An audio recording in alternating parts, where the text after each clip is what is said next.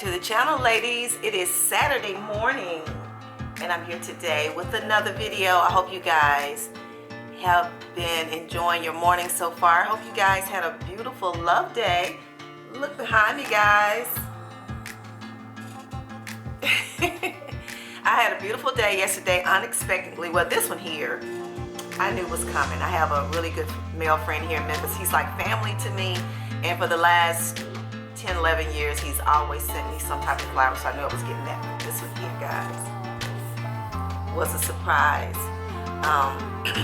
One thing I don't do really on here is talk about my personal life. I'm not going to start today, but I'm just going to put a little thought out there for you. You know, just inquiring minds probably want to know or thinking about this is somebody special, somebody new that's trying to perhaps court, as they used to say in the old days, this old woman here. So we're gonna leave it at that. But I had a beautiful day yesterday, and just hanging out with friends, and just, you know, nothing special, just showing love toward my friends and receiving love, and just, you know, being appreciative of life. But I wanted to jump on today. Got a video for you today. It's gonna be a little bit long probably, so you know how I do, guys, and I'm okay with that. I used to worry about whether or not people were going to watch it all, but hey, this might be a 20-25 minute video, so if you're not prepared to watch it, you know, don't watch it now. Just come back later, catch it on the replay. But first off, before we get started, I do want to shout out all the ladies and thank everybody who tuned in to my live stream. Thank you guys so much. It was a little nerve-wracking for me. I was adjusting to the way that everything operates with the live stream. It's not like I've never gone live before. I've been live before on Facebook, but with YouTube it's a little bit different, and I do know it depends on the way that your camera is set up to be able to see all the tools, you know, to adjust the screen and to move around on it. And I had it this way, and so I couldn't see the arrow to keep moving the messages up. So, you know, I don't like that long view, so I wanted to make sure my screen was completely full, so I did turn it that way. But thank you to all of the ladies, and I said I was going to shout you guys out, and I am going to do that. So I want to go down my list of the people that were on the live stream. Now, of course, people have watched it on the playback, so I want to thank you guys also. A lot of people told me that they missed it, or they, you know, it's a time difference, so I get it. I have a beautiful follower that has been following me for a while named Sarah that lives in the UK, and their time difference is she was in the bed when my live stream premiered. So, you know, I understand that. So I understand all of you guys. You know, we got work, got life. It ain't like y'all just sitting here waiting on me. But thank you guys, thank you ladies for tuning in. But these are the people that tuned in and commented on my live stream. On my the first one that I saw was Amy. Then there was Linda L. There was Tracy 920, Cindy T, Johanna Gives Praise, Matrell on a Mission, Z Chick, and Tiger Winner. Thank you ladies so much for tuning in, for interacting and engaging with me on the live stream. Tracy 920 was acting like my monitor, so I made her a monitor, so when I go live again I have somebody on there, because she was like cheering me on. That's what I call sister support. I mean, she was telling people to like the video, and you know, I love that. I thought that was really sweet, so I appreciate Tracy for doing that, and I appreciate all you ladies for encouraging me throughout the live stream. Tell me I was doing a good job. Let me know you could hear me and things like that. So hopefully the next live stream that I do next month in March, it'll be better, and we'll have a topic that we can talk about, and hopefully it'll be where other women can, I guess, you know, and be involved, engaged. I don't know if a weeknight is good or if it'd be better to do it on a weekday, I mean on a weekend, like a Saturday. So you guys kind of like let me know in the comments if it works better during the week or the weekend, and we can kind of adjust that, because I'm pretty free and available, you know, on Saturdays and Sundays to be able to do it. So I wanted to get that out the way and just thank everybody. Today topic is going to be about parenting, life after 50, letting go after parenting is the topic title today. And I have been inspired by a lot of things that I've seen going on lately with friends, within the family, my family, other YouTubers. I thought this would be a great topic to talk about letting go after parenting. It is so important that we kind of understand. Now, I know a lot of people won't agree with me because everybody parents different. There's no no even discussion about it. I'm no judgment. Everybody parents different. Everybody does everything. But I feel that there's some practical things that we need to think about and understand about parenting, especially when you have adult children, so that you won't have yourself subjected to heartache, to a sense of abandonment or loneliness. It can be overwhelming. You know why? Because I have experienced it. Everything that I actually talk to you guys about here on this channel, I want to be clear on this. I talk about it because I have experienced it. That doesn't mean that your experience will be like mine, anywhere near it. But I've experienced it. I've experienced it from the good angles and from the bad, from the joy to the pain. So everything that I talk about here is because I have. And I feel that sometimes when you give a little bit of wisdom, a little bit of knowledge and experience to some things, it may help people in a sense to think about how these things are affecting you, and maybe take a tip or two from someone. I'm always taking tips from people. That's why I get a lot of my inspiration from listening to other people, and then just weighing and thinking, that's a different way of looking at it. That's a different way of trying something new, because life is going to be a constant of learning. You will never get to the point of life where you feel like you have learned it all, that you got it all together.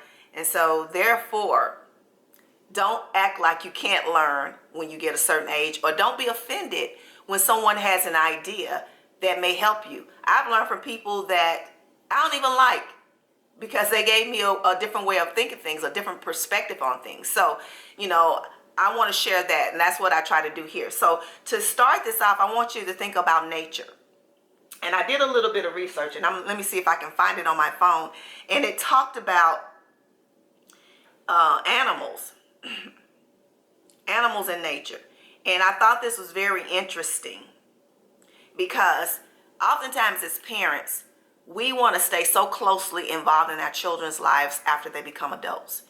And although family is family, love is love, and God put us here to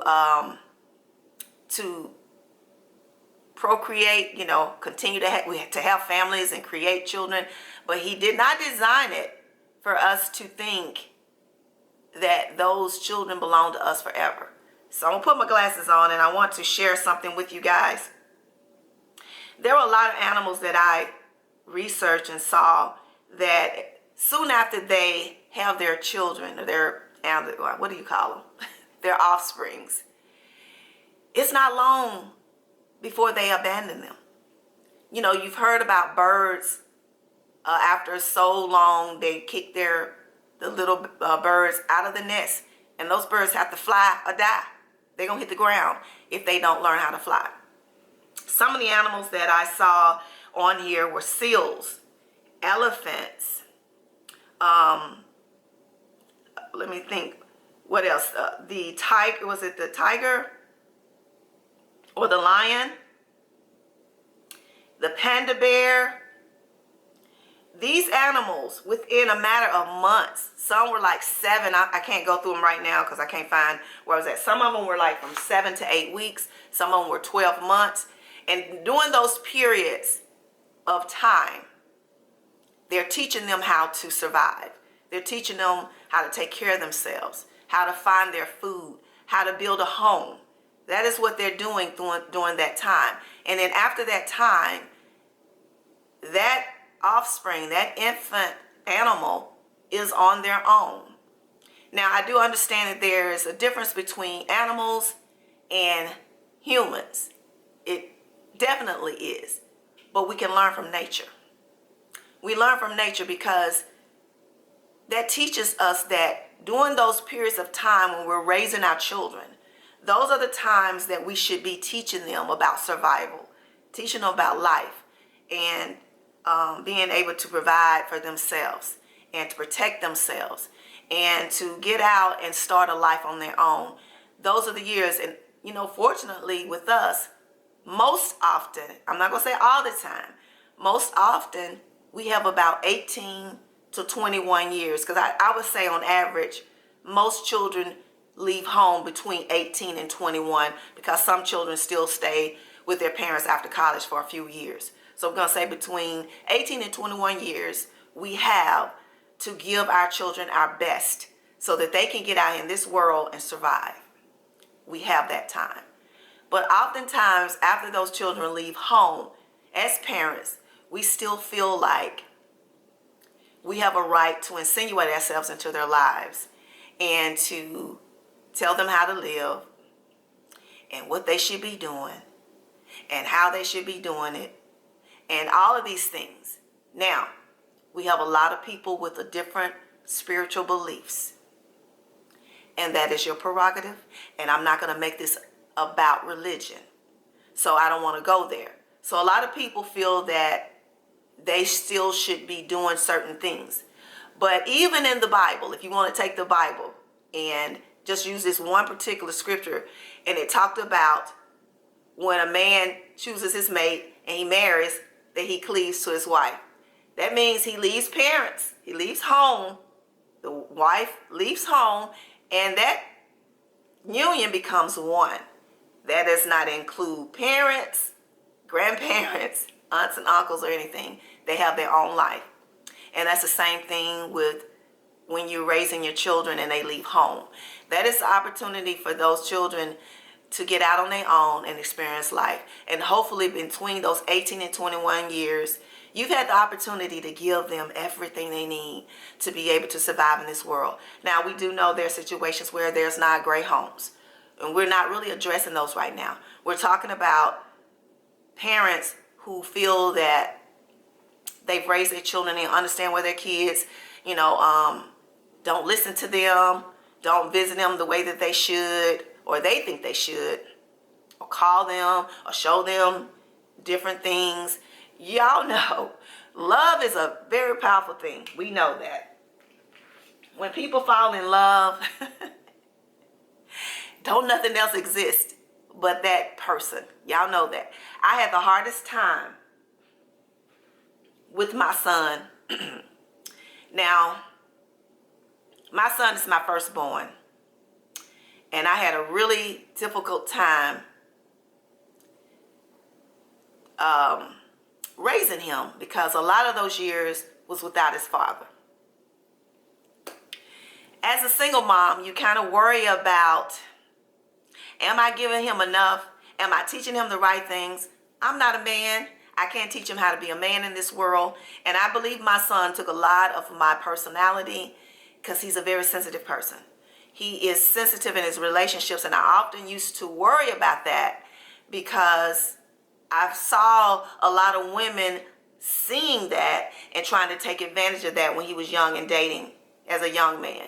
And I used to worry about that. I'm like, I didn't give him enough, masculinity or how to stand up as a man. I felt like I wasn't. I taught him all the soft things, and I taught him, to be respectful to a woman and to give, and I think sometimes it used to bother me that I felt like that if I had that man in his life, it would have taught him more about the leadership part of a man. And so oftentimes, I look at that and, I want to pounce in when I see women who are trying to disrespect him in some way and take advantage of him in some way. But I gave him the best that I knew how to give at that time. I had him when I was 22. And although that's not real young, it's not teenage young, but it's young. It's relatively young. And raising him for a number of years by myself. So I often felt like I shorted him on some, regard, that I didn't give him enough. And then y'all know I have two daughters because my daughters are very involved in my life. My son is not as much. He's the type that he goes off and he does his thing and you hear from him randomly. It's just what it is. I have grown to accept that. And that's why I'm actually making this video, because a lot of parents have a hard time allowing their children to go off into the world and just have their lives. They may not call you every week. Absolutely not. They may not come see you the way that you feel like they should. They have their own life. And just like nature and the animals, when those offsprings, those animals, babies grow, get to that age where the parents release them into nature and they start their own families, they oftentimes don't see them ever again.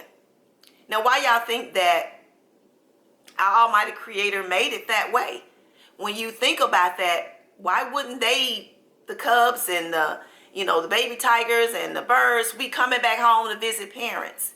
Why do you think that? So you have to look at life in that way, that we're going to continue to keep creating life and going on. And as we age, we die, but your seed continues to reproduce and go on and on and on. So as a parent, when your children become grown, we have to learn to understand that they're one day going to leave the nest and they're going to go on with their life, and they're going to create other lives or mate with other people, and that is going to be their focus. They're going to be their primary reason for existing. And you may not be as important to them as you feel that you should be. That doesn't mean they don't love you, but it only means that now is their time to start their family. I often think about myself, and I think about when I left home. Now, although my upbringing had a whole lot of drama, a whole lot of pain, because I went through a domestic situation with my mom and my stepfather. So my situation was a little bit different. I was glad to be gone, but it was a little bit different in the fact that I wasn't, ready to feel like, my mother wasn't really feeling like she wanted me to be there and all of that. I think she was a little relieved that maybe we weren't subjected to all of that. So my situation was different. So I'm talking about parents who struggle with allowing their children, especially women that have males, sons. We have a problem with, our sons choosing their brides. We feel like they're not good enough, or that's the wrong one, and we want to insinuate in their lives and tell them how they should parent and tell them how they should be doing this and doing that and doing this. And although the things that you're telling them may be right, you have to give them space and time to grow and learn and find their way. And once they step into that realm of having a family of their own, it is not your job to insinuate yourself into their lives. I don't care if anybody on here gets mad at me for saying that, but it isn't. It isn't. You have to allow them to do their thing. You have to hold on to the faith and thinking that everything that you tried to give them in their youth while they were home with you was enough, that at some point, if they're not doing it, they're going to remember it and they're going to go back. And they're going to say, okay, I learned this with my mom and my father, or I learned this with my mom, or I learned this with my father, and this is what I should be doing, and this is how I'm supposed to do that. You have to hold on to the faith that the things that you taught them, just like nature, like the animals, that they're going to learn how to survive, they're going to learn how to feed themselves, protect themselves, earn their living, put that roof over their head. You have to hope and pray that that's what they will learn. But it's not your job to keep stepping into their lives and saying, you need to be doing this, or this ain't right. Oh, she ain't right for you, this and that and the other, or vice versa with the daughters. You have to allow that. And for a long time, I worried. I've never been that mother that was all in my children's business. Never have been. And sometimes people maybe take that as, you don't care. No, it's not. But I did know that if it came down to them choosing between the person they had chose to love and me, I was gonna lose every time. I already knew that. So I knew that I had to allow them to see for themselves if this wasn't the right person for them. And hoping that I had shown them, even by examples of my life and the things that I experienced, that if they seen those signs, okay, this ain't good, my mama went through this. Or just by the things that I tried to teach them, that when you're choosing a mate, be careful for these things. You want someone this way. So I always made sure that the only advice I gave them was solicited advice. When they came to me and asked me, hey mom, what do you think about this? What should I do in this situation? Now, oftentimes they still would get upset if I gave them something that they didn't want to hear, but it was solicited. So I had a right at that point to say this or that or the other. So parents, we have to learn to let go when our children get to a certain age of life and allow them to soar into the world. And you need to go ahead on and continue living. That's what getting to this point of life is about. When you have done all the things that you were responsible to do in raising your families and they leave the nest, it is time for you to cash in on what it means to continue to live and to continue to love yourself and to enjoy whatever time you have left in this world. Guys, it is time for you to do that. And if you keep messing and picking and diving into your children's life, you will lose them forever, because they're going to choose their mates every time. You're not going to win that battle. Mothers, we had those children, and it's a connection, a forever bond that we'll always have. And I'm not shorting fathers and saying that they don't feel that connection. But when a child grows inside of you and you feel everything, and all the nourishment that you take in is going to that baby, that connection is a forever bond. We know that. You're going to forever feel it. You're going to forever love those kids. You're going to forever wonder about them. You're going to forever pray for them that they're safe. You're going to forever hope that whatever that they're doing in their lives, they're doing it to the best from the things that you've taught them. But you still have to let go. You have to let go and allow them to soar and to live their lives. And I wanted to share this because as parents, sometimes we have a hard time with that. And we forget to live because we're too busy crying and worrying about what is our children doing? Why don't love us that much? And it was hard for me with my son. He was the hardest of all, because if I hear from my son sometimes once a month, I'm doing good. I'm honestly telling y'all the truth here. But I had to learn that he has his own life. And he's living his life. And I just pray that he's okay. I pray that he's making good choices. I pray that he will survive and that he will be happy. And I let him live. As long as I know that he's doing those things, I'm okay. I don't feel like it's my life, it's my responsibility to be calling him up, all in his voicemail, all in his text messages, telling him he ain't calling me, he ain't loving me, and all of that. I feel that I've done my job with him. He left home at 20, and he has not been back. And I feel that I gave him all that I could give him to the best of my ability. Did I do everything right? No. Did I try my best? Yes, I did. I absolutely did. As well as my daughters. Now, my daughter's a little different. They call me. I got one daughter that pretty much texts me every day. You know, as we've gotten older and being mothers, I think sometimes you have that understanding because we done birthed the child and child done grew into you, so you have that closeness. So yeah, so they are more active in my life. But if one day they decide to go off and do their own thing, I would have to understand that my youngest daughter is married, so she is less involved in my life as my oldest daughter is. And I understand that because she has her family. She has a spouse and a daughter. And my oldest daughter has a daughter as well, but she has a spouse. So that is her priority. And I have to respect that. And I only allow myself to insinuate myself into her business is when she invites me into it. Not me going telling her, you need to do this, you need to do that, and this and that and the other. I don't like this and I don't like that. Even though I may not like some things, it's not my place. It's my place to allow my children to soar and to live their lives. So parents, I'm letting you know that because when you get around that late 40-ish, 50 is when a lot of times those nests become very empty.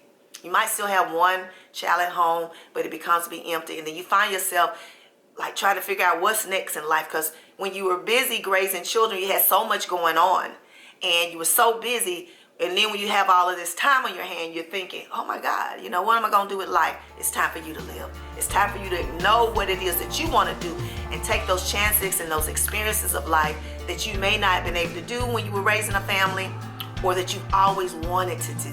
It is time. So that's my video today, guys. Thank you so much for watching. Hello to the new subscribers. Thank you guys for stopping in today. Please subscribe.